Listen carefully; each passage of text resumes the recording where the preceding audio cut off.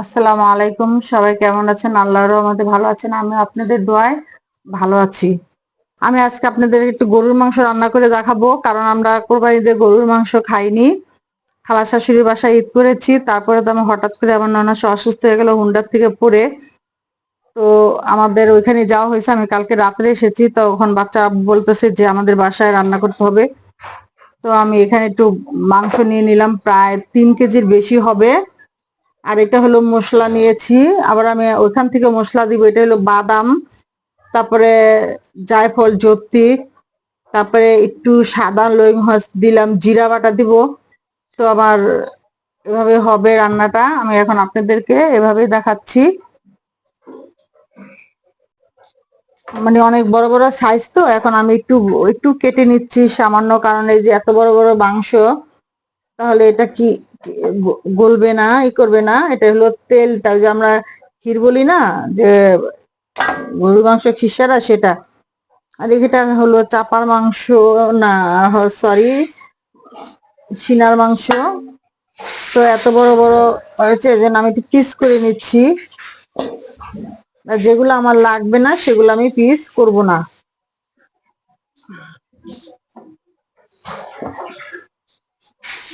আমি চর্বিটা দিতে চাচ্ছি না, কারণ চর্বিটা আমাদের সবারই হাটের মোটামুটি একটু সমস্যা। তো আমি তো এমনি গরুর মাংস খাই না, কোরবানির ঈদ, এজন্য একটু মুখে দিয়েছিলাম। এখানে চর্বি অনেক, আমি চর্বিগুলো কেটে আলাদা আলাদা করে রাখছি।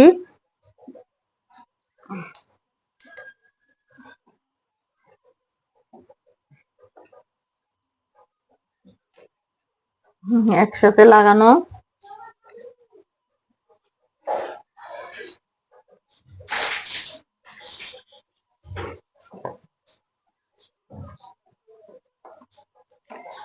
পেঁয়াজ কেটে দিব, পেঁয়াজটা এখনই কাটবো আমি। চুলা আমি খালি ছিল, ভাতটা বসাই দিছি, ভাত আমার হয়ে গেছে।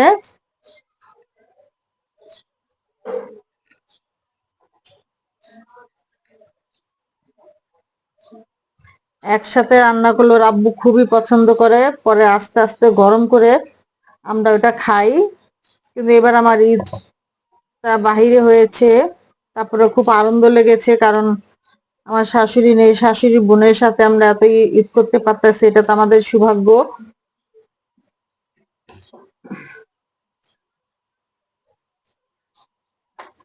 আমার খালা শাশুড়ির লোকটা খুবই ভালো। তো ওনারা বললো যে ঈদ করতে, আমি আর না করতে পারলাম না। সে বুড়া মানুষ বলল, আর আমাদেরকে প্রচুর ভালোবাসে, যেটা যে ভালোবাসাটা টাকা কিনলেও পাওয়া যায় না।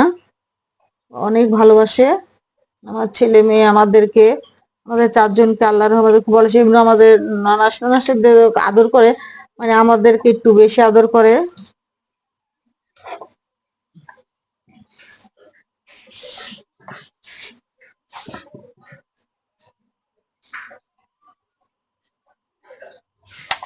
একটু চর্বি দেই, না দিলে আবার ভালো লাগবে না।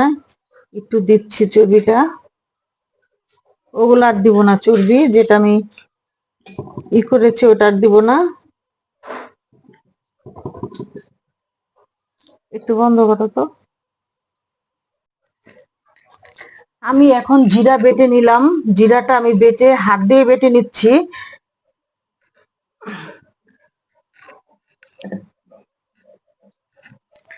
এই পাটাটা হলো আমার শাশুড়ির, পাটাটা অনেক সুন্দর আর অনেক ভালো, মনে হয় কি লোয়া এগুলা।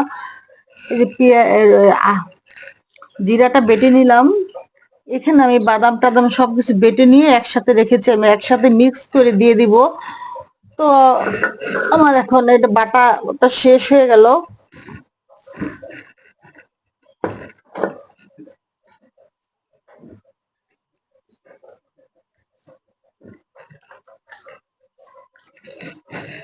বাটাটা আমি এখন রেখে দিচ্ছি, পরে আমি ধুয়ে নিব, কারণ কটা বেজে গেছে, এখন বাচ্চারা খাবে, বাইরে যাবে নাকি বাচ্চারা বলতেছে। তো আমি এই জন্য একটু তাড়াহুড়া করছি। আমি এখন একটু পেঁয়াজ কেটে নিচ্ছি।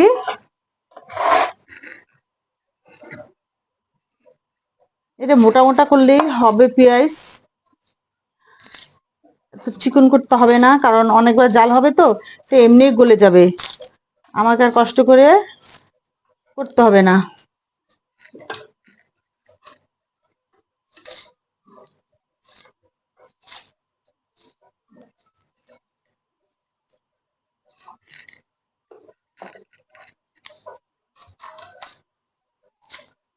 ঈদের ভিতরে মানে খালা শাশুড়িদের বাসা থেকে এসে আমার ননদের অ্যাক্সিডেন্ট ছিল, সেখানে চলে গেছিলাম। সেখানে থেকে খুবই খারাপ লাগতেছিল, আমার অশান্তি লাগতেছিল। তখন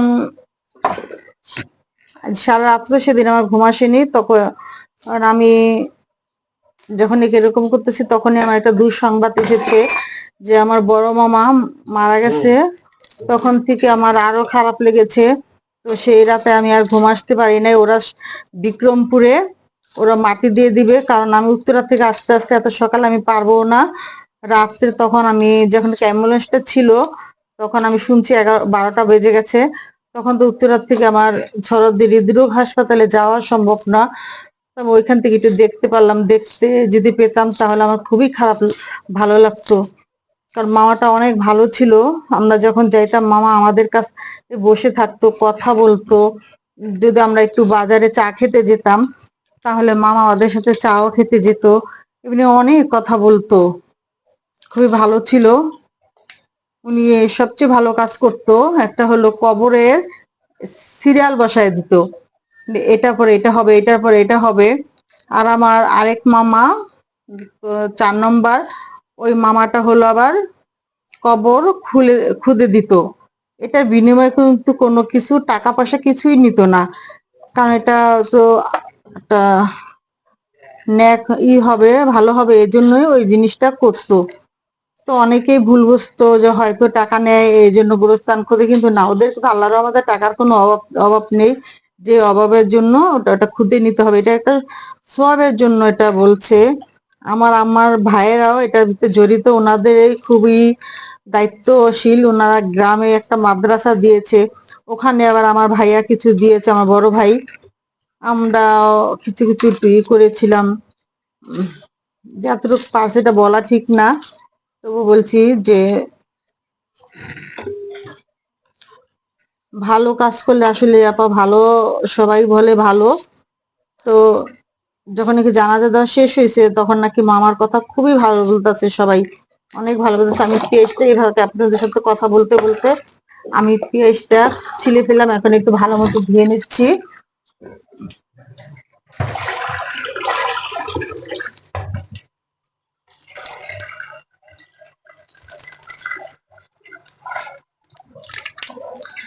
ধুয়ে নিয়ে আসলাম।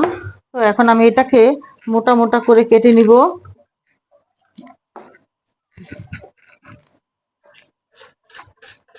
আবার এত মোটাও দিব না, সামান্য মোটা দিচ্ছি।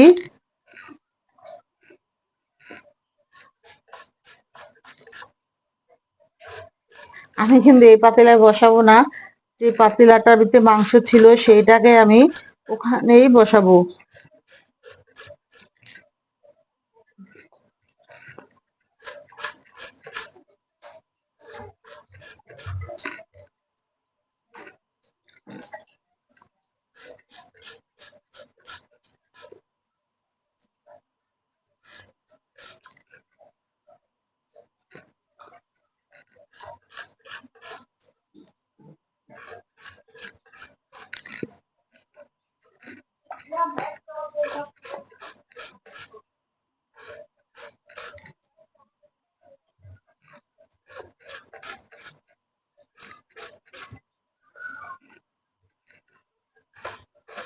এতদিন বাসা ছিলাম তো, হাসপাতালে ছিলাম, তো শরীরটা আমারও খারাপ হয়ে গেছিল 2 দিন। তো আমার অনেক অবস্থা খারাপ হয়ে গেছিল, আমার একদম ভাতের কাছে যেতে ইচ্ছে করছিল না।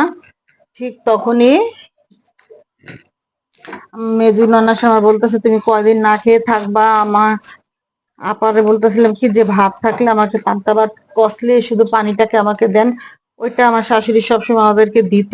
তো শরীর খারাপ লাগলে ওটা নাকি আপনারা করে দেখবেন, বাসায় চেষ্টা করবেন, দেখবেন এটা ডাক্তারের থেকে বড় উপকার হয়। যে ভাতের পানিটা খেলে শরীরটা একদম ঠান্ডা হয়ে যায়। আমি এখান থেকে আপনাদেরকে দেখায় দিচ্ছি সবগুলো মশলা আমি একসাথে দিয়ে দিলাম। দিয়ে এখন আপনাদেরকে দেখাচ্ছি যে আমি আর কি কি দিব। আমি একসাথে মিক্স করে ওটাকে দিব। তো আমার মাংসটা 3 কেজির একটু বেশি হবে, তার জন্য আমি 4 চামচ নিচ্ছি। ওই চামচগুলো একদম ছোট।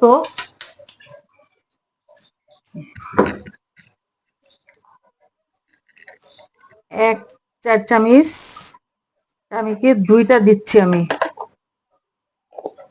লাগলে পরে দেওয়া যাবে, কিন্তু বেশি হলে আশা করি না আবার লাগবে, কারণ আমরা এত মশলা টসলা এত কিছুই করি না, ঝাল লাগে। এখন আমি কাশ্মীরের মরিচ, দেখেন লাল কি, এই মরিচটাকে আমি 1.5 চামচ দিলাম।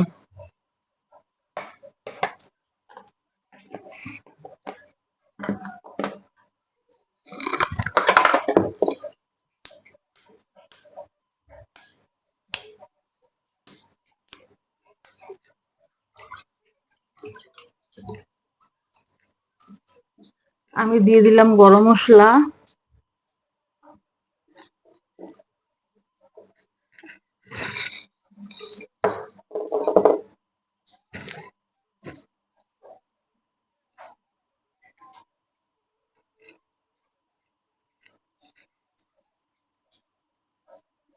একটু ফেলে দিলে কি হয়, গ্রানটা অনেক আসে।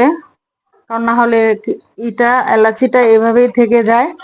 একটু মুখগুলোকে আমি ফেলে দিচ্ছি।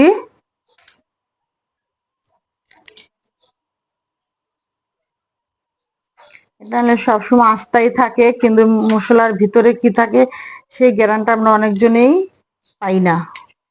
তার জন্য আমি এটাকে নিলাম। এখন ওই যে সাদা গোলমরিচ, কালো গোলমরিচ এগুলো দিয়ে দিলাম আমি একসাথে। তো এখানে আমার একটু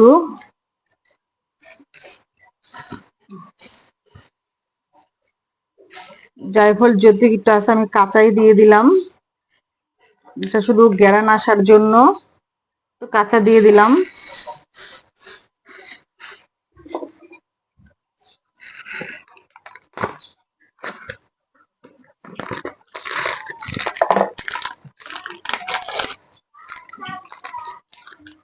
রাঁধুনি মশলা থেকে আমি কিছুটা দিয়ে দিলাম। কিছু না, টানা না, প্রায় ভালো করে দিতে হবে। আমি দিয়ে দিলাম।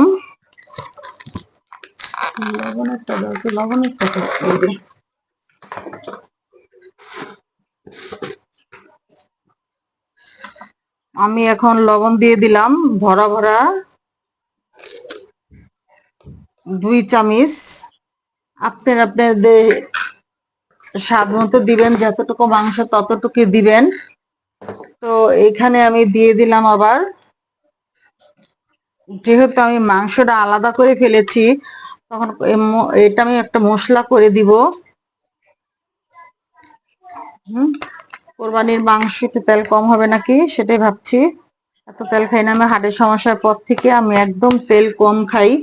তো এটাকে আমি এখন ম্যারিনেট করে রাখছি। যখন আমি তরকারিটা বসাবো তখন আমি দিয়ে দিব। এইভাবে যদি মশলাটা আমি কিছুক্ষণ দিয়ে রাখি, তাহলে আমাদের মশলাটা বাটার মতো লাগবে। কারণ মনে হবে যে আমরা মশলা, হলুদের ফাঁকি, মরিচের ফাঁকি সবটাই আমি বেটে নিয়েছি। তো আপনাদেরকে আমি আরেকটা জিনিস দেখাচ্ছি। বক্স ভরে আমার এতটুকু ছিল, কারণ আমি এটাকে করে রেখেছি, পলি করে রেখে দিয়েছি। জায়গা হয় না এভাবে, তো কোরবানির সময় তো এমনি জায়গা হয় না। তারপরে আবার আবার আমি যা যা টক টক পছন্দ করি, চালতা, আম, এগুলো আমি কেটে রেখে দিয়েছি। জলফই ঢিপে রেখে দিয়েছি। যখন মনে চায় তখন একটা জিনিস করি, মনে হইলো এখন টক খেতে ইচ্ছে করতেছে, কুমিল্লা আমার শাশুড়ি রান্না করে। এখানে আমি 3 চামচের মতো আদা রসুন দিয়ে দিলাম।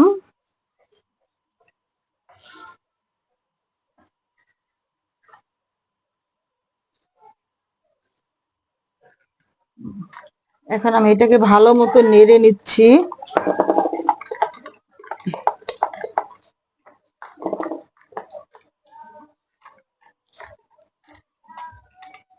দেখেন এটা মশলাটা খুবই সুন্দর হয়েছে, দেখেন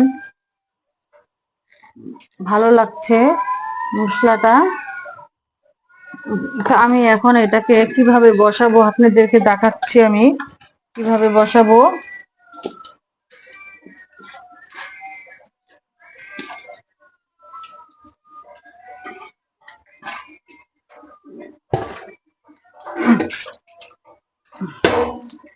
আমি একটু বড় পাতিলায় বসাই দিচ্ছি, কারণ ছোট পাতিলায় লাড়া দিলে সমস্যা হবে, পড়ে যায়।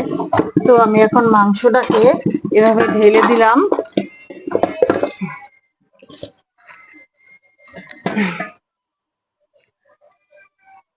অনেক বড় আমি ঢেলে দিলাম। এখন এখন আমি মিক্স করা মশলাটাকে ভালো মতো দিয়ে দিচ্ছি।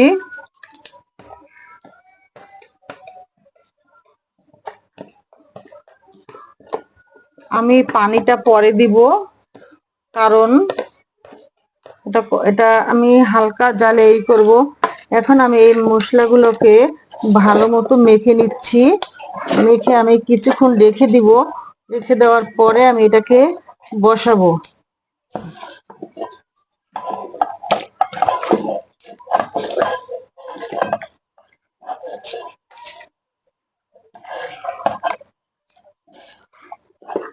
কোরবানির হাড্ডি তো ভয় লাগে, মানে হাড্ডি দিয়ে যদি একটু ব্যথা পাই, অনেক ব্যথা লাগে।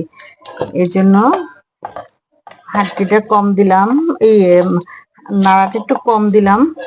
তো আমি এইখানে যা পানি একটু ইটা ধরে আমি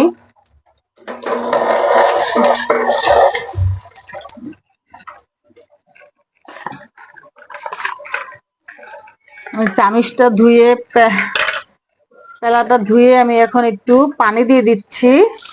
তো হয়ে গেল আমার এখন মিক্স করণটা। তো বাকিটা আমি আপনাদেরকে দেখাবো রান্না করার একটু আগে। আমি একটু এখন রেখে দিচ্ছি, কিছুক্ষণ রাখবো, অনেকক্ষণ না, কিছুক্ষণ রাখবো। রাখার পরে আমি এটাকে চুলায় দিয়ে দিব, কারণ আমার চুলার পরে না এখন আর ভালো লাগে না রান্না করতে। তো মামাটাও মারা গেছে, এরকম সময় দেখতে পারলাম না, আর জীবনে তো আর দেখতে পারবো না।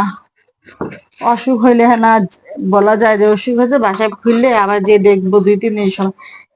উনি মাগরিবের নামাজ বাসা থেকে পড়ে আসছে, তখন বলতেছে ব্যথা করতেছে, হৃদরোগ হাসপাতালে নিয়ে আসছে। আচ্ছা ঠিক 5 মিনিট পরে উনি নাকি নিজে নিজে বলতেছিল যে আমি আর বাসায় ফিরতে পারবো না, আমি বাসায় সবাইকে দেখতে পারবো না। তো আমার ছোট বোনের হাজবেন্ড, ওনার সাথে খালাতো বোনের হাজবেন্ড ওনার সাথে ছিল, মামার সাথে। তো বলছে যে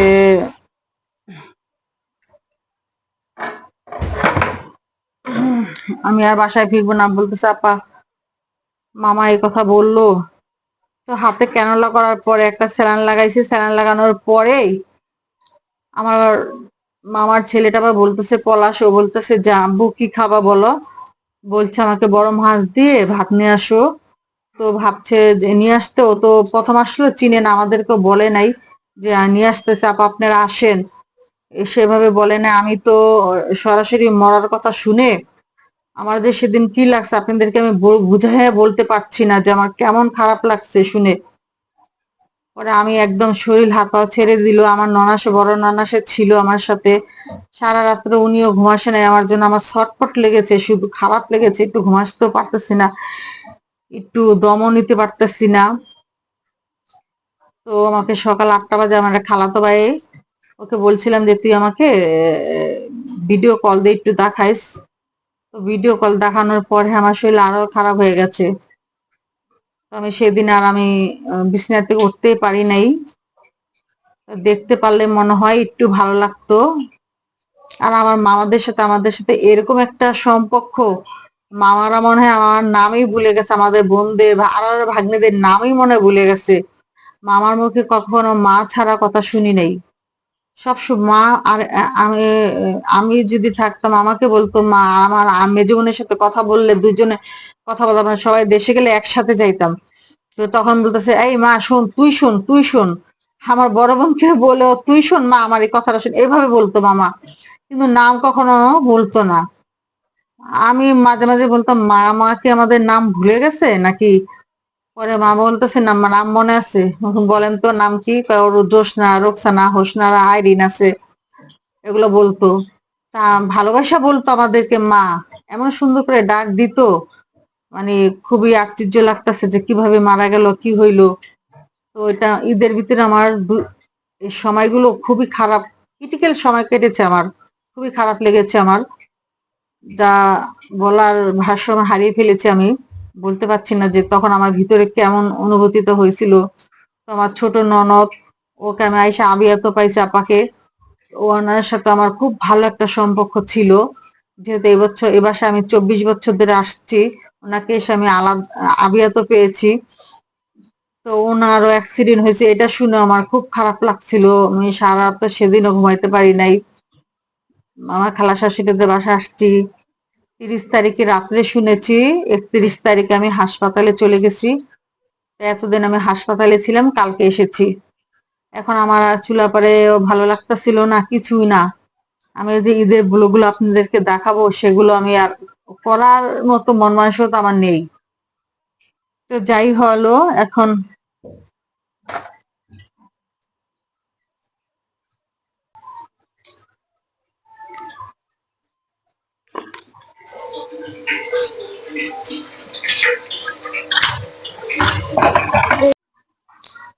এই যে আমার মাংস, এটাকে এখন একটু জাল বাড়িয়ে দিয়েছি। তো জাল বাড়ানো ঠেলা একটা ভালো মতো বলক আসলে তারপর আমি নিবে নিবে জালে দিব। এটার ভিতরে আমি আর পানি দিব না। পানি তো তখন আমি একটু দিলাম, এভাবেই করি। তো কিছুটা হয়ে যাচ্ছে, আর একটু বলক আসলে আমি নিবা করে দিব, তখন মাংসগুলো একটু নরম হবে আর খেতে খুব টেস্ট লাগবে। এই আমার আজকে রেসিপি, বলো পরেরটা আবার হয়ে আপনাদেরকে দেখাবো।